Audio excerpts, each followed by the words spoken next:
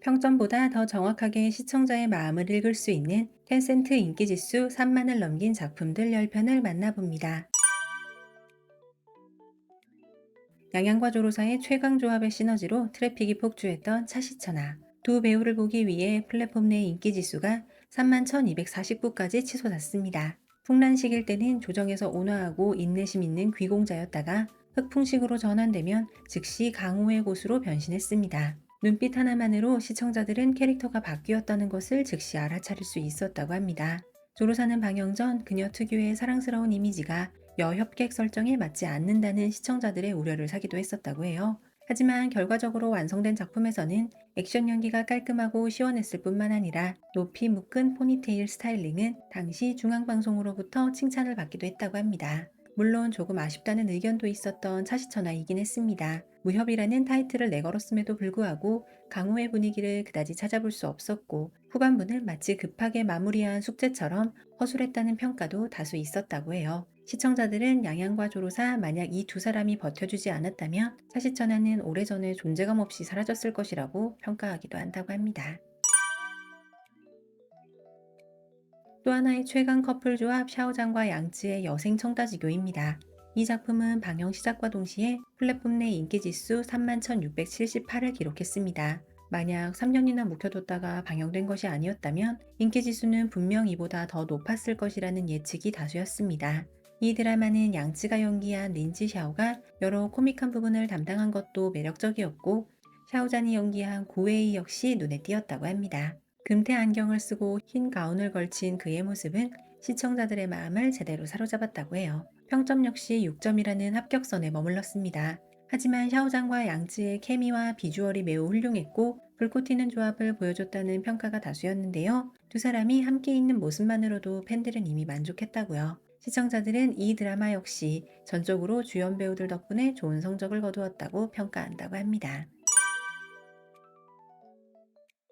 올해 백경정의 불면일이 인기를 끌었지만 성적으로만 본다면 무한 루프물의 시초가 된 명작 계단에는 미치지 못한다고 해요. 2022년의 시작을 화려하게 장식한 이 작품은 플랫폼 내 인기 지수가 무려 31,734에 달했을 뿐만 아니라 평점도 7.9점이라는 높은 점수를 받았습니다.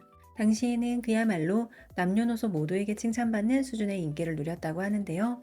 이런 작품은 줄거리는 간단해 보이지만 논리가 치밀하지 않으면 허점투성이인 졸작이 되기 쉽다고 하는데 게다는 스토리를 빈틈없이 촘촘하게 구성했을 뿐만 아니라 인생의 다양한 모습을 작은 버스 한 대에 담아냈습니다. 극중 모든 캐릭터가 생생하게 살아있었고 결과적으로 주연 배우인 백경정과 조금맥의 위상도 크게 높여주었습니다. 이 드라마 덕분에 조금맥은 00년대생 여배우 중 가장 연기력이 뛰어난 배우 중 한 명으로 자리매김했다는 평가를 받았다고 합니다. 그리고 현재 백경정은 스트리밍 플랫폼이 공인하는 S+급 대작을 소화할 수 있는 남자 배우가 되었다고 합니다. 이 무한루프물이라는 소재는 제작사들의 구미를 당기게 했는데요. 즉시 비슷한 소재의 드라마들이 대거 제작에 들어갔지만 이 드라마의 성공을 재현한 작품은 아직까지 나오지 않고 있다고 합니다.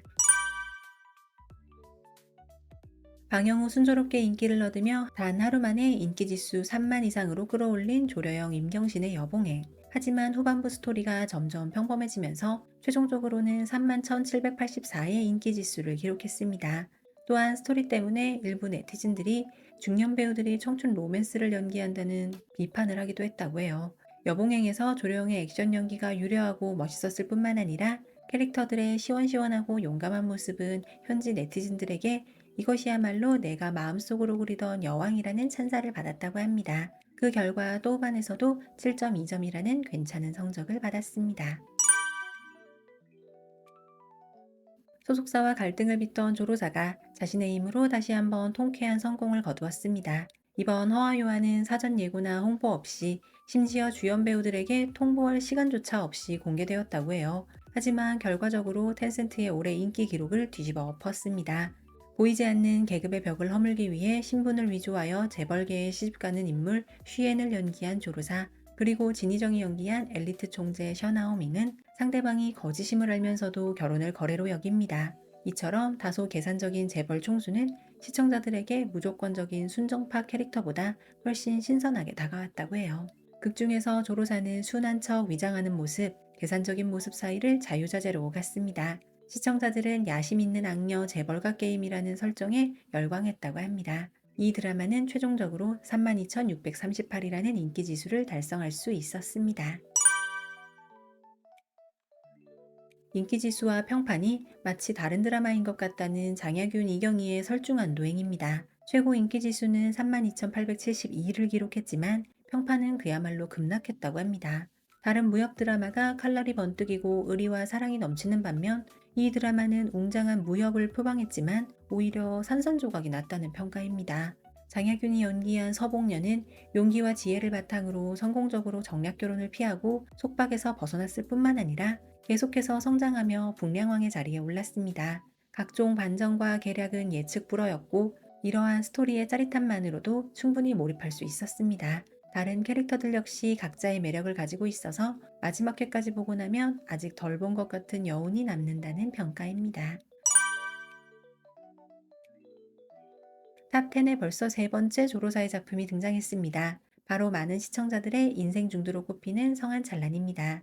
성한찬란은 무거운 가족사를 짊어진 소년 장군과 부모가 오랫동안 전쟁터에 나가 있어 홀로 남겨진 소녀가 온갖 시련을 겪으며 함께 위기를 해결하고 성장하는 이야기입니다. 주제는 듣기만 해도 무거운 느낌이 들지만 여기에 딱 알맞게 코믹한 요소를 더함으로써 원래 지루할 수 있는 집안 싸움과 권력 다툼이 색다르게 묘사되었다는 평가입니다. 3년이 지났음에도 불구하고 여전히 네티즌들은 이 드라마의 장면을 볼 때마다 화면을 넘길 수가 없다고 말한다고 해요. 이 작품은 플랫폼 내 인기 지수가 33,142에 달했을 뿐만 아니라豆瓣에서는 셀 수 없이 많은 호평을 받으며 7.7이라는 높은 점수를 기록했습니다. 이 드라마로 올해와 조로사는 시청자들에게 완전히 인정받았습니다. 플랫폼 내 인기지수 33,144를 기록한 장상사입니다. 까다롭기로 유명한 원작 팬들의 마음까지 사로잡은 드라마가 바로 장상사라고 하는데요. 원작 팬들은 열광하며 우리 집이 무너지지 않고 오히려 최고급 인테리어를 한 기분이라고 표현했다고 해요. 원작을 심하게 각색하지 않았다는 점 하나만으로도 이 드라마는 이미 99%의 성공을 거뒀다고 합니다. 게다가 모든 스토리라인을 매우 충실하게 다듬었다고 하는데요. 특히 모든 캐릭터가 마치 책에서 걸어 나온 것처럼 완벽하게 재현되었다고 합니다. 예를 들어 더없이 존귀하지만 마음의 상처를 품은 소요, 왕위에 올랐지만 끝없는 외로움만 남은 창현, 온갖 수모를 겪었지만 여전히 선량한 도상경, 그리고 겉으로는 차갑지만 정이 깊은 상류까지 이것이야말로 모두가 마음속 그리던 주인공들이었습니다. 시즌1이 이렇게까지 흥행할 수 있었던 근본적인 이유는 원작 훼손 없는 각색, 주인공들의 완벽한 연기였다고 합니다. 유역비의 선녀 모먼트가 또 한 번 빛났던 몽화록. 이야기는 찻집 여주인 조바나가 황성사 부사 고천범의 도움으로 온갖 어려움을 극복하고 작은 찻집을 가장 큰 주루로 키워나가는 과정을 다룹니다. 하지만 이 드라마도 평가 논란을 피하지는 못했다고 해요. 많은 네티즌들이 여성 인권을 내세우면서 하층 여성을 무시한다는 비판을 했다고 합니다. 하지만 다행히도 마지막 회에서 평가가 반전되었고 세 주인공 모두 최고의 연기를 선보이며 이전의 논란을 모두 뒤집었다고 합니다. 평점 역시 7.9점에 달하기도 했습니다. 두 사람이 함께 있는 화면은 너무나 달콤했고 케미는 화면을 뚫고 나올 정도였습니다. 텐센트 플랫폼 내에서 33,520이라는 인기 지수를 기록하기도 했습니다. 경연년 시즌2는 최근 몇 년간 3대 플랫폼을 통틀어 고장극의 왕이었다고 합니다. 심지어 인기지수는 시즌1을 넘어섰는데요. 만약 시즌1이 범안의 거침없는 성공을 다룬 통쾌한 드라마였다면 시즌2는 어두운 권력 암투를 다루는 마피아 게임으로 변했다고 해요. 범안은 겉으로는 이황자 장공주 그리고 도찰원과 치열하게 싸우지만 결과적으로 모든 것이 경제의 손바닥 안에 있었다는 것을 깨닫게 됩니다. 평점 7.3점은 여전히 중국 드라마계에서 우등생 반열에 오른 결과라고 합니다. 플랫폼 내 인기지수 34,389라는 수치에 힘입어 스스로 드라마의 왕이라는 칭호를 확인시켰습니다. 그렇게 경연녀는 고장극의 왕이라는 칭호를 얻었다고 합니다. 여러분께서도 재미있게 보신 작품이 10편 중에 꽤 많으신가요? 현지에서의 인기지수와 우리의 취향은 얼마나 비슷한지 궁금해지기도 합니다. 감사합니다.